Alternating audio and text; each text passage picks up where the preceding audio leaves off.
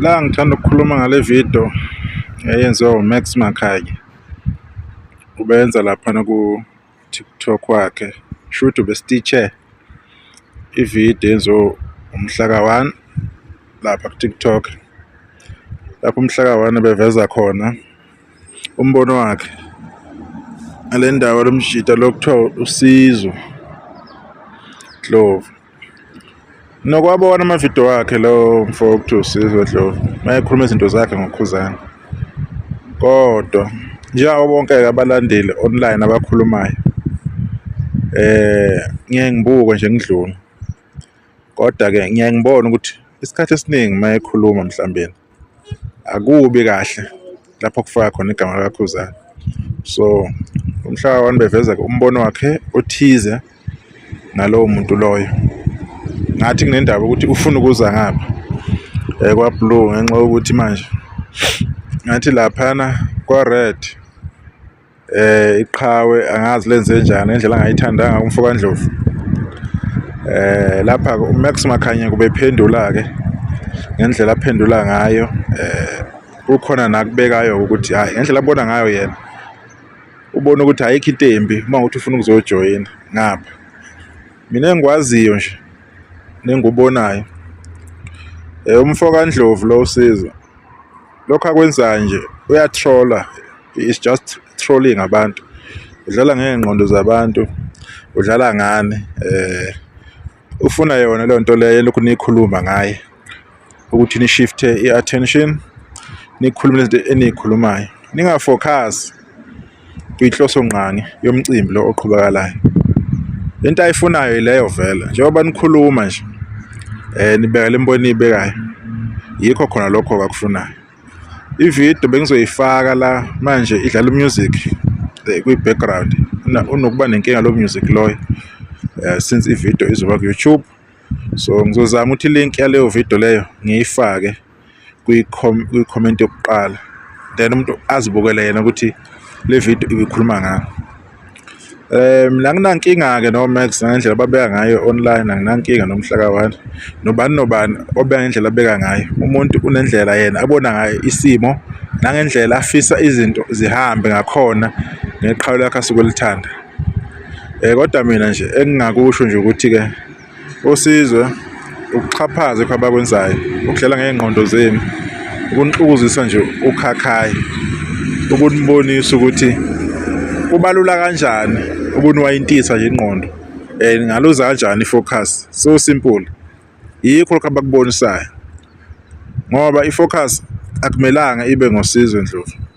I-focus kumele ibe ngumcimbi ose-Carnival City, yilokho kubalulekile. Ekugcineni kosuku lo Sizwe Ndlovu whether uyaya or akayi, lokho akukho important, is irrelevant at this stage. What matters ukuthi abantu bethenga amathikithi baye laphana kwi-function lezobe ikhona kaKhuzani ibe yimpumelelo kuphela. Wedwa uKhuzani khona kubekayo ngalokho or akasho lutho or uyakurecognize okukhulumekayo egameni lakhe ile ndoda le engathi sisho ukucabanga, akusabalulekile and akunandaba ukuthi kwenzakaleni before. Abantu hlezi bekhuluma bayikhulumela, futhi abantu basazokhuluma nangelinye ilanga. Yinto esiphila nayo leyo, okumele siyazi ukuthi impilo nje yethu yokuthi ukukhuluma into ekhona, into engeke iphele. Umuntu uyikhuluma into ayithandayo, it's a free country, umuntu unendlela yokukhuluma ayithandayo, une-right. So if kukanjalo-ke kunjalo-ke ayikho into esingayenza. I-focus kodwa kumele ibe kule nto yalo mcimbi lo, iyona kuphela i-main focus. Ucreate ividiyo yabo esikusayize ilungelo lakho ukuthi into ukuthi into mhlawumbe engenzeka ngesinye isikhathi esilandelayo sekubhokwana khona online, ngoba noma uyaya noma akayi akunandaba kahle kahle. Agcina usuku akunandaba ukuthi nina balandeli bakho Khuzani nizoya yini niyokwenza lo mcimbi ube yimpumelelo. Ilokho kubalulekile. Lento ingoKhuzani, lento ingedlamlenze, lento ingumfo kaMpungose, lento ingokuphamisela iflag kaMaskandi liye phezulu. Ilapho kuphela nje indaba. So angithandi mina, serious angithandi ngempela uthola ukuthi ukubona kwa-blue kuba kunento encane ibe umlilo wamaphepha because iyakhombisa ukuthi ithalente nalo ukuthi nenze into yenzeke, kodwa i-focus sometimes inokubheka kakhulu endaweni okungesiyona ngaleso sikhathi. Akumelanga sikubheke lokho because abantu sibanikeza too much attention bengenzi lutho ebalekile. Ayikho into abayikhuluma egwini laKhuzani, ayikho lento ephamisa umsebenzi kwaba wenzayo.